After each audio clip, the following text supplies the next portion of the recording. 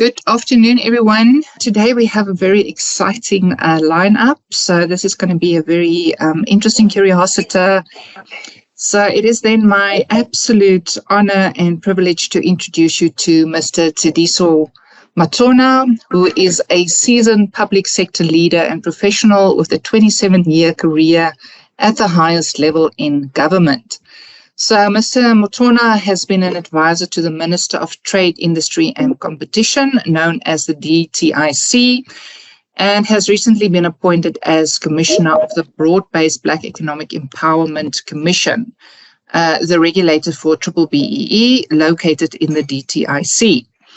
He was the Director General of that department from about 2005 to 2010, and then became the Director General of Public Enterprises, all state-owned enterprises, until he became the Director General of, until 2014. And this then was followed by a short stint as the CEO of Eskom, and then he spent 6 years in the presidency at the National Planning Commission up to September 2021. So Mr. Matona played a key role in policy making in the post-1994 democratic government, supporting the cabinet and interacting with leaders in the private sector, with society, and with academic and research institutions. Mr. Matona is a consummate strategist and change maker with a wide-ranging public policy experience concerning South Africa's development.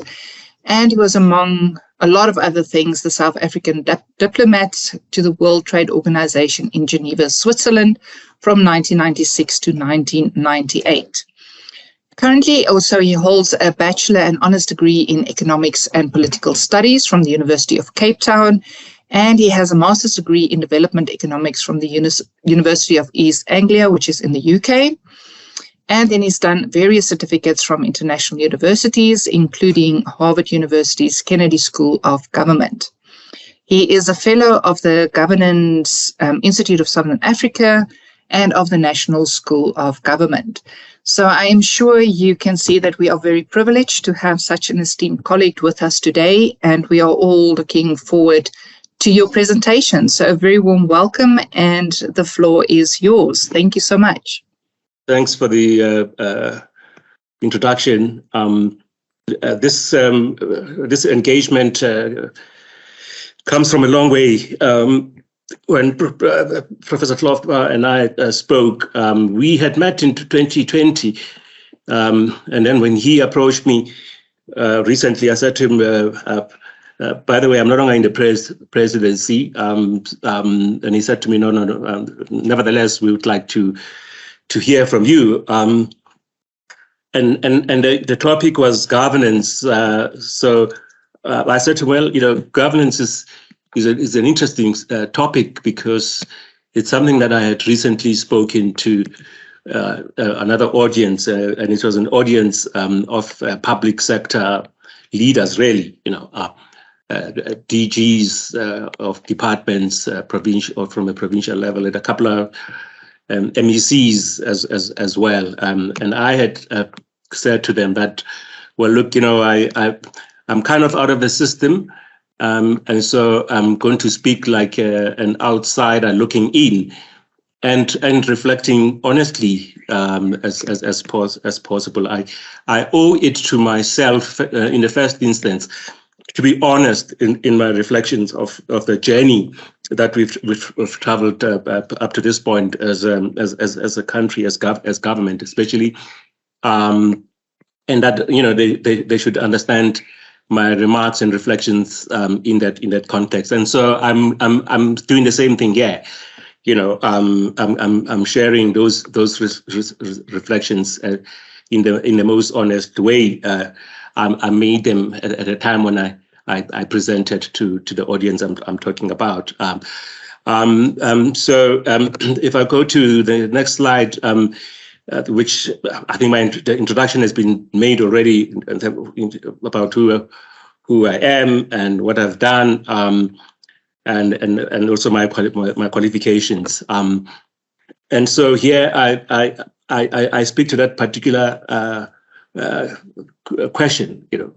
Why is governance important? And I say that it's not an end in itself. And for purposes of the reflections that I'm going to make, governance is important because the outcomes and performance of any organizations, whether in the private sector or in the state, depends on governance, as it were. So it has, it is a critical dependency, so to speak. However, we know that the most of the discourse and the formal discipline of governance is concerned with corporate governance, so to speak. But I actually suspect that corporate governance has borrowed the concept of governance from the state, from the governance of the country, or the way government governs, so to speak. And I make the point here that is it perhaps that governance in the public sector or governance in the state has become a blind spot? And I do think that the Zondo Commission into state capture, corruption, fraud, and other misdemeanors seems to suggest that we may have taken the eye off governance in the state, and that is really where my interest lies, and the most of what I'm going to be saying is going to be concerned with that. But I'm also interested, as I said, in the connectedness of governance with performance, and the performance of the state, which is where I spent most of my life. Really, my professional life has been spent in the state. So I will reflect on governance in the state and performance in particular, and I look at political aspects, strategic aspects, and what I call institutional or technical aspects of that performance. Some argue that governance perhaps might be too general a concept to be of any value. If you go to the literature, there are some who hold that view. Particularly, in a national context, perhaps in the corporate context, it has some value, but maybe some people argue that in a national context, perhaps it's got no value. Unfortunately, I disagree, because I have come to appreciate how some of the normative principles, of governance, the norms and the standards, that can guide behavior and therefore can guide performance, are as relevant in the state as they are anywhere else. So I do therefore draw from governance. So I look at performance from a governance lens, as it were. I do here in this slide 5. I sample a number of definitions, formal definitions of governance from the literature. It's a process by which decisions are made and implemented, and I want to stress the decision part and the implementation part. I like that.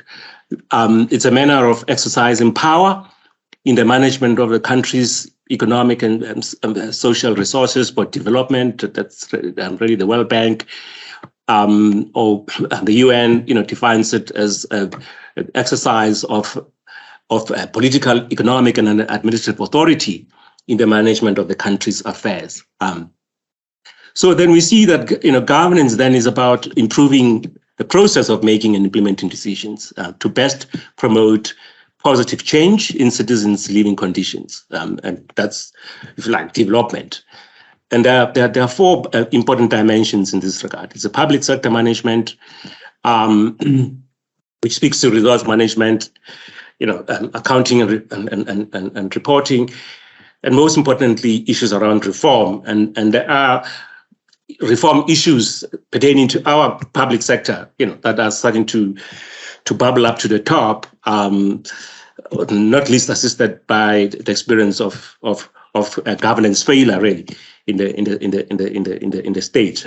Accountability, holding public officials accountable for their actions or inactions, the legal framework, ensuring that there are rules and the rules are known in advance and they are applied or enforced in a clear framework, also for purposes of amending them. Information and transparency, as required by the economy, citizens, but also for policy analysis and debate. So in basic terms, really, it's about systems and arrangements with which government works, about principles that guide behavior. So some of the key themes here that I'd like to take away in a slide is, issues of policy certainty, transparent decision-making, and accountability. And I'll keep coming to accountability because I think that there's a huge, when things fail, as they seem to be doing, there is a glaring call or cry, for accountability. On slide 6, here's a bit some of the aspects I'd like to talk about. The political and the strategic, really, those speak to what I call performance imperatives or strategic intents. At the institutional level, it's about delivery, the systems, the people, and the culture, or if you like, issues of agency. And a simple thesis, that came to my mind as I was reflecting about this, is that strong political leadership and direction will be expressed in robust, action-oriented strategy, which in turn manifest in loyal, diligent, and conscientious public service and public servants who serve a particular political vision or a particular plan. And if there's a disconnect in any of these things, then we don't really make the headway, and I think that there is quite a lot, of the disconnect at play in the journey we've traversed up to so far. And I thought, because I was there from the beginning, of 3 probably distinct periods in history. The 1994 to about 2000 was a period where we were setting the policy framework, the legislation. In government, there's something called a medium-term strategic framework. And from 2000 for the next 10 years or so, we saw some implementation, gaining traction, but quickly, losing momentum. And I think what was lost also is the political championing, of the vision of where we would like to be as a country. And then in about 2009 to at least the last 10 years, I think some of the gap in performance was recognized, and so we adopted a national plan. We thought maybe we are a bit too short-termist in our view. Let's take a long-term view, and we took in 2012. I think we took a long-term view to 2030 in the National Development Plan, which I'm sure the audience is familiar with. And then, of course, since 2019, which is about the time when the current administration took office, there's been some reaffirmation of some of the policy, the founding policy objectives, at the apex of which I think is about addressing poverty, inequality, and unemployment, as it were, through growing the economy. So the basic policy proposals that really haven't changed. But there's also talk of renewal that talk of renewal suggests that things have not really been going that well. And let me skip to the next slide. At that time when I was preparing for this talk, it was just after the local elections last year, and I thought that the outcomes of those elections were sobering statements of how citizens felt, and their dissatisfaction about, if you like, the performance of government and the state of governance, if you like. And in my view, at the minimum, what citizens want is reliable delivery of basic services and an opportunity to earn a living, but to earn a living sustainably.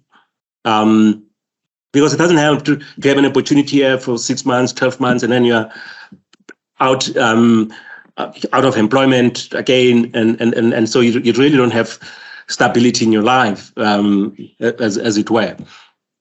But having said that, I think that as we criticize and we express concern and frustration, let's not lose the baby with the bathwater, because our democracy deserves credit.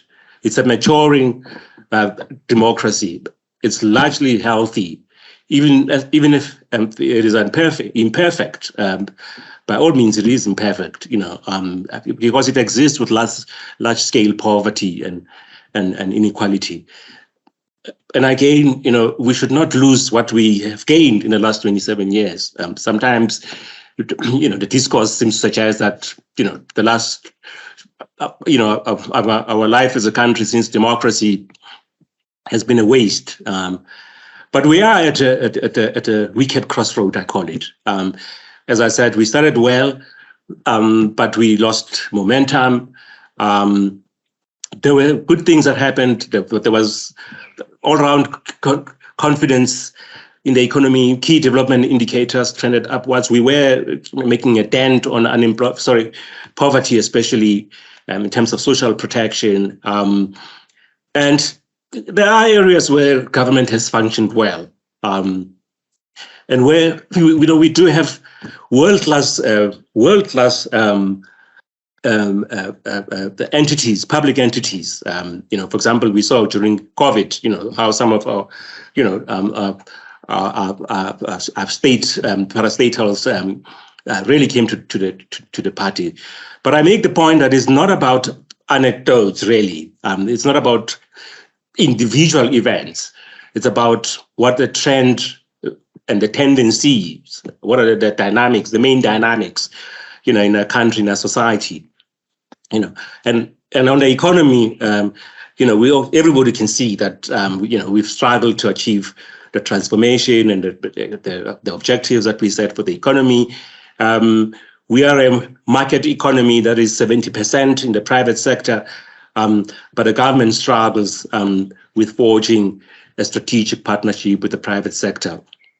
The relationship tends to be very transactional, as it were, and so I think it's in light of all of these things that the president is punting and championing this notion of a social compact, and I think there's kind of work going on about a social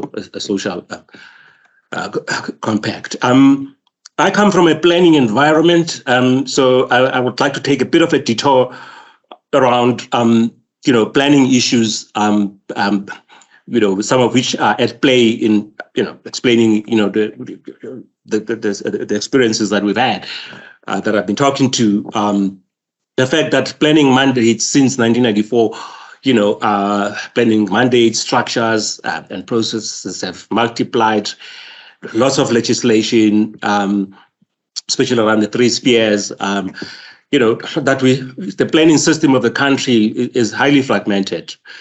Lots of discoordination, as it were. There's plethora of plans and planning centers. And I come back to this, difficulty of forging and executing a coordinated whole of government, whole of the nation, the transformation project.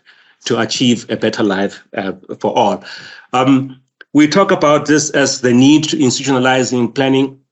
So let me not spend too much time, and rather deal with some of my critical reflections. As I said, performance lost strong political steer and momentum, particularly in the so-called post-Polokwane years of the governing party, which has since been fracturing since then. So at a strategic level, we spent too much time and effort on more policy formulation and planning with little implementation follow-up. And I call this execution strategy and the systems that go with that. Coordination weakness I've spoken about. Sometimes I feel like we plan to do everything and we end up prioritizing nothing. Plans are chopped and changed, and then the structures, that are created tend to proliferate. Intergovernmental relations, each spheres of government, local, provincial, almost pivots on its own orbit. The Constitution says that all three spheres are independent but interdependent. Interdependent, and it's the interdependent part of what the Constitution says that we've struggled with. State-owned entities are meant to be agents of delivery, instruments of delivery for the state, but they've become their own silos, and each has developed a life of their own. And we struggle with aligning state-owned companies with national priorities. Many of them have become breeding grounds for patronage and corruption, as we now know. The approach to, and I'm on slide 10, the approach to development and programming has been too, I describe it as too government-centric, whereas there's a need to forge developmental partnering, to take society and stakeholders along with the path we have chosen. I do feel that there is a frightening disconnect between the government and society and people. And I say frightening because I think that it's anyone's guess what might explode, given the level of frustration with the state of things right now. I speak of the need for renewed strategic coherence and the need to build, capacity for implementing policies and plans. The ranks of the public service have been swelling, over the last 27 years. I think we have about 1 million army of public servants, but the outcomes, and of course we know the wage bill, that in the state, is accounted by this explosion of the ranks of the public service, but the outcomes, that's not necessarily reflected in outcomes. We have to be deliberate in molding the public service to be fit for purpose, and it means at the level of consciousness, in terms of the caliber, of the public servants. These are things we've taken for granted, and the values, which are required to change orientation. Public servants need to have empathy for those in need. They have to be selfless, diligent, and have integrity. So what is to be done? The topics that I should also reflect on risks, and so I ask the question: are we in a national crisis, or are we at a crossroads? Are we becoming a failed state? Could wider unrest erupt? We saw the eruption of spontaneous unrest in 2021, the middle of 2021. I think one of us, there's one thing that there's consensus on, is that the status quo is untenable, that we do need change. And so there's talk of renewal. There's now a discourse of renewal, and it's a very important discourse. But we have to give that renewal content. What will be the content of the renewal, as it were? A friend of mine who I was at University of Cape Town with, Professor Eddie Maluka, wrote at the beginning of this year in March an article in Daily Maverick where he said we need a second republic. And by the first republic, he refers to the period since 1994. And he writes that because we face national decline, that's why we need a second republic, because most of post-1994 we spent on the right path, but then we moved off course somewhere midstream. And it refers to, as we speak, many of you, I'm sure, are under load shedding. And you take these things as isolated, but, you realize that actually they may be systemic. Unattended potholes, train stations that are stripped, a national airline that is grounded. I think at that time there was news about SAA. And then he diagnoses, or provides a political diagnosis of some of what is at play, referring to toxic, chaotic political environment that could consume us for years due to incessant infighting among the political elites, which is making national cohesion impossible, and engenders a sense of hopelessness in the national psyche, and a failure to build proper, reliable institutions, and a governance orientation being too arbitrary, too personality-driven and corrupt.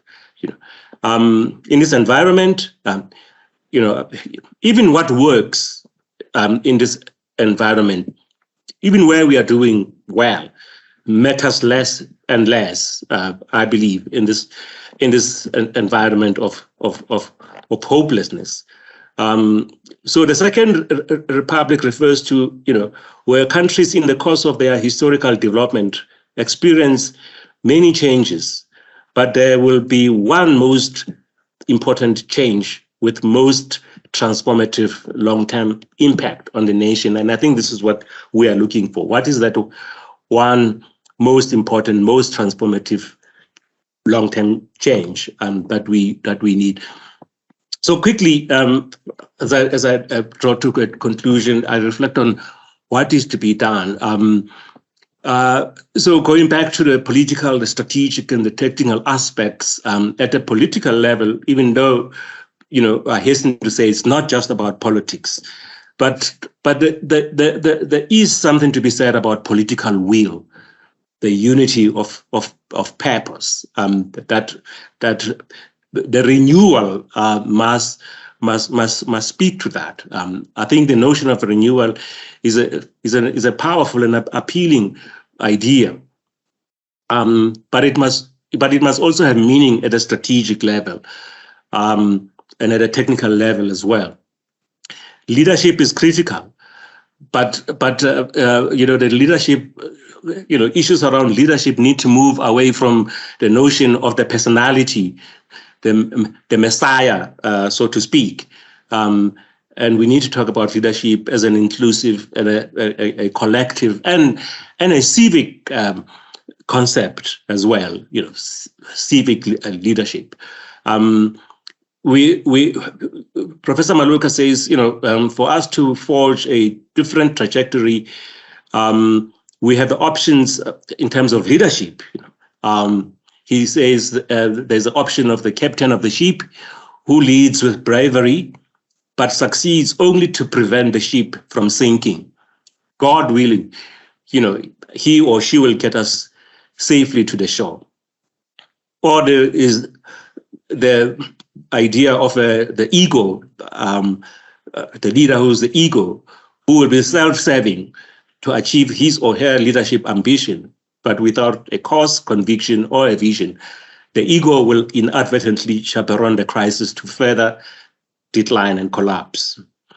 Or the Madiba module, built around Nelson Mandela, is a leader who will achieve the impossible.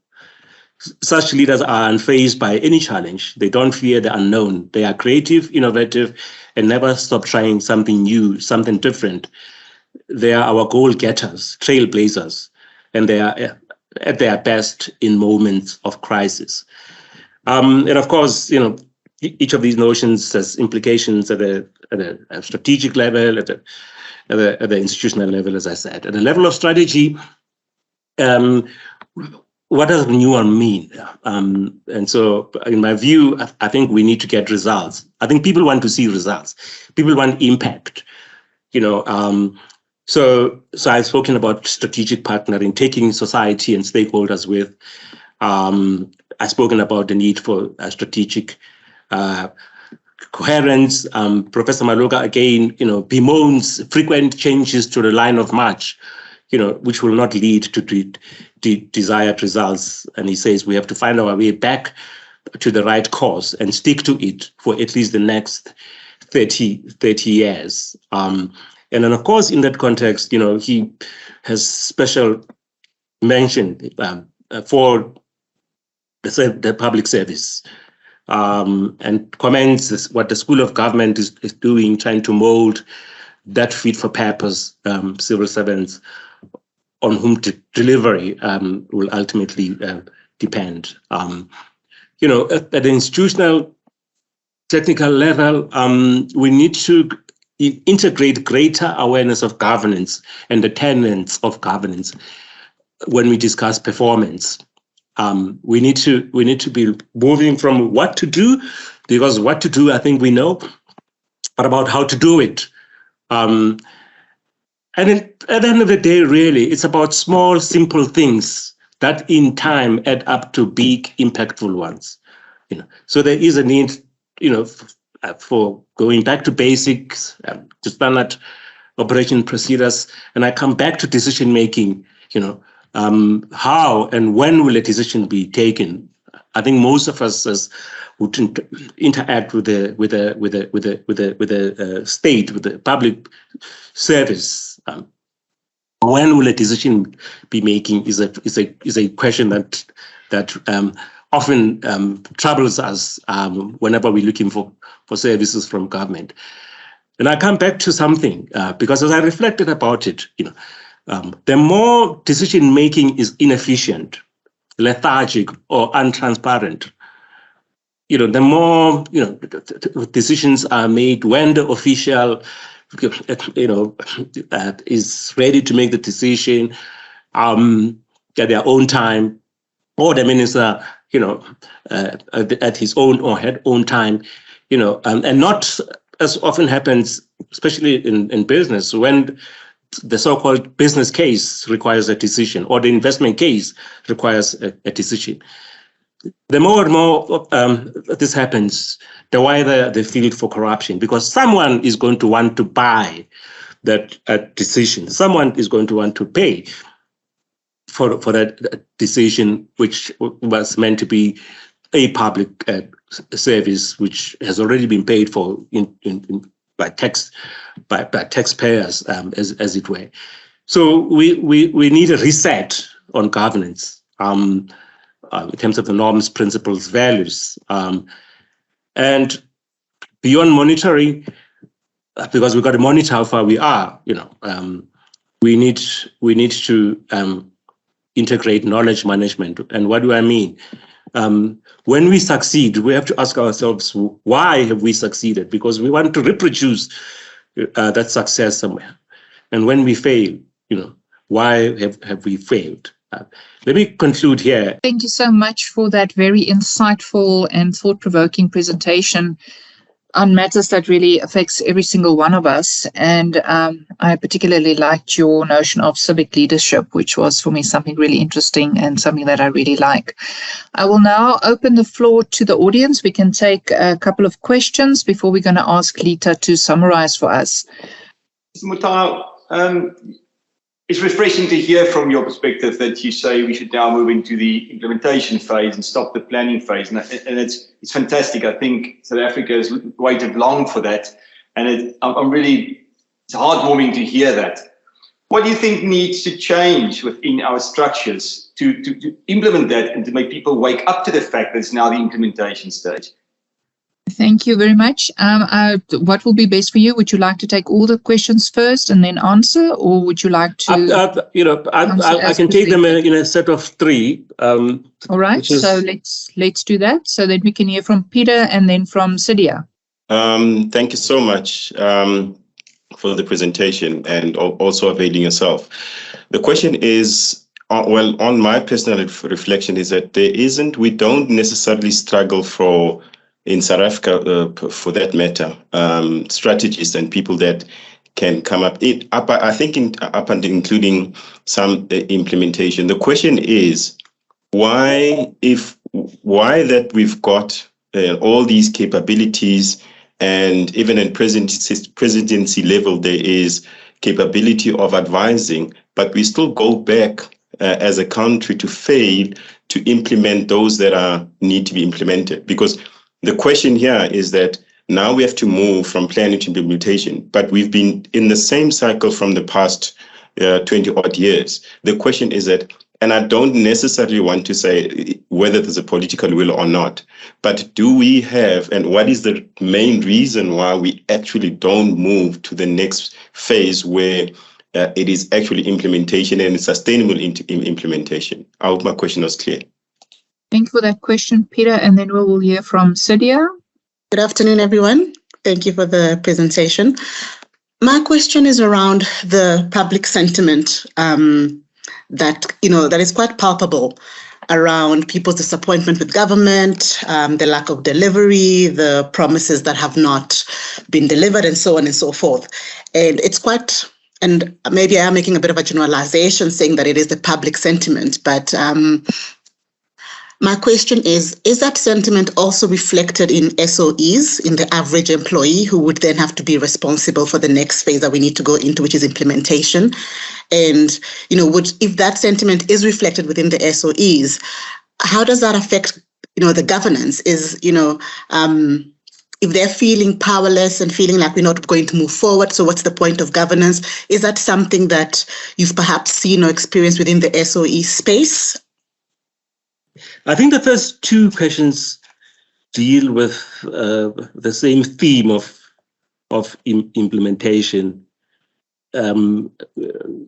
as regards where might the key lie, and one doesn't want to oversimplify what is probably a complex problem, but there are aspects of it I think which I believe require attention, and I want to go back to the political management, I think, of what the work of government is about, and I've gone around the world, particularly in the developing world, and seen how they do it relative to us. So I visited Malaysia. They had something. They invented a methodology which they call big fast results, which I think some of you may be familiar with. We tried to import the same thing, and we called it Operation Pakisa.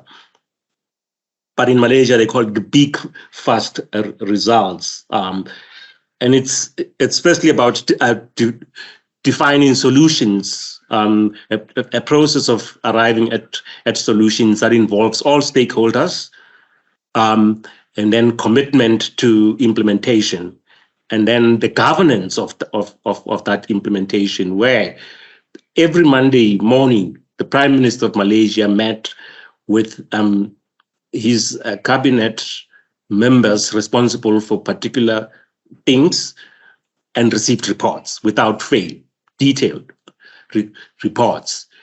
And so what that did for Malaysia, it engendered a culture of responsiveness, knowing that you have to account, knowing that you have to report, and at the highest political level. So the Prime Minister concern himself with results and reports from ministers on a weekly basis. It's unheard of, that kind of thing. We tried it here; it didn't work because the political culture here is quite different, as it were. So you'll see the concept of Pakisa. Even the recent one is called Vulindlela. It's the same thing, which is also in the presidency, where from the center, the president is trying to crack the whip. So it's still early days for Vulindlela, but I saw an interview with the project manager, who lamented the fact that, when we are only going to make progress, to the extent that those in the departments who are responsible for doing certain things do those things, as it were. So in a sense, you're saying, success of Vulindlela is dependent on what happens in government, and what happens in government is, I think, where the interest should be. And I come back to, I'll leave the ministers and the politicians and talk about the public servants. I think that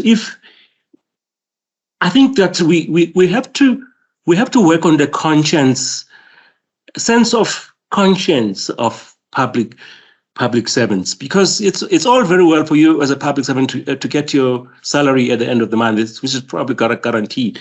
But when you see around you, the hopelessness of youth who are unemployed, when you see poverty, what does it say for your conscience? So the more and more, I believe the more and more, the more and more poverty, hopelessness, despair we see, the more it should fire us up, because a lot of that depends on what happens in government. I remember, probably the last thing I'd like to say about this, because it's a very complex thing, I'm being philosophical about it. But somebody said to us once, to say, if you look at Rwanda, because Rwanda is another case where the president of Rwanda, Paul Kagame, holds the government and government ministers on a very short leash of accountability. So he has the same thing, regular meetings of accounting. And Rwanda, the will to succeed of Rwanda, of the leadership of Rwanda, is palpable. And what drives them is because they are very clear that they don't want to go back to the pre-genocide. They've been moved by genocide to make sure that never again does Rwanda go through. And one way of guaranteeing that is to create opportunity for all Rwandans, and that drives them. And the guy was saying to me, so why we have come from apartheid? And Nelson Mandela said, never, never again, shall our country witness that. Shouldn't that really inspire us, drive us, makes us hungry to succeed? So, as I say, it's a very multifaceted issue, but I think it's one that deserves engagement, and it goes back to decision making, the courage to make decision making, because sometimes decision makers are afraid. It's somehow it is much more comfortable not to take a decision than to be bold and courageous and take a decision. And I read somewhere in this week a quote that said, decision making or decisions are the spark that gets the action. And again, I think there's something to think about the public sentiment. And I don't know if I understood that question, but I think my response is exactly the same. So when you see the sense And I'm thinking about the people at Eskom. When you see the sense of frustration, the palpable anger of people who are plunged on a daily basis, to darkness, and you really don't know what damage, is being done by that. Of course, some of the damage we know in terms of the economy, but the damage in terms of the psyche of the country. Doesn't that inspire you to do extraordinary things? Because I do think that the solutions to some of the problems of Eskom, not entirely, but largely lie within the organization. It's got the people, it's got the resources, it's got the networks, but where does things fail? And let me return to another article that I thought was interesting, in this last week's Sunday Times by a columnist Curiosita, and he was bemoaning the fact that why is the X not falling down or someone falling on their sword in terms of accountability for load shedding? Why are we accepting it as a normal? And there doesn't seem to be consequences for anybody. What dangerous kind of precedents might that be setting for ourselves? So perhaps in some ways the bar has come down too low, for accountability. But yeah, I just thought I will give those reflections. Thank you so much for those reflections. Lita, so I'm going to hand over to you. Would you be able to summarize the presentation for us before we move on to Wenzel? Thank you, Dr. Silja. Let me share my screen with you.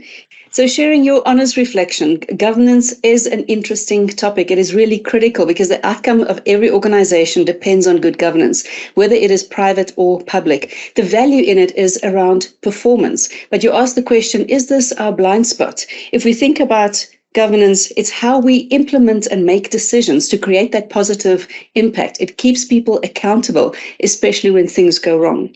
You then gave us an overview of what's happened in the country since 1994. We really focused on policy in the first 6 years of our democracy. In the next 10 years, there was some implementation, but very little traction. The next 10 years, really, we recognized the gap and we set the NDP, the vision of 2030. And now we need to focus on reaffirmation and renewal. That helplessness and despair that our people are feeling, they really just want a sustainable living. But our democracy is maturing. Even though it is imperfect and we are struggling to achieve economic growth, there is some good to be said for it. You mentioned that social compact.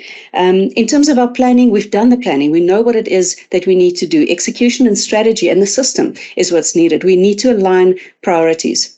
Linking in with partnering. We might be too government-centric. We need a government and a civil service that is fit for purpose with empathy, change-ready, and a bias for action. You then mentioned the Second Republic, that political will, the purpose, the leadership that needs to be inclusive and collective.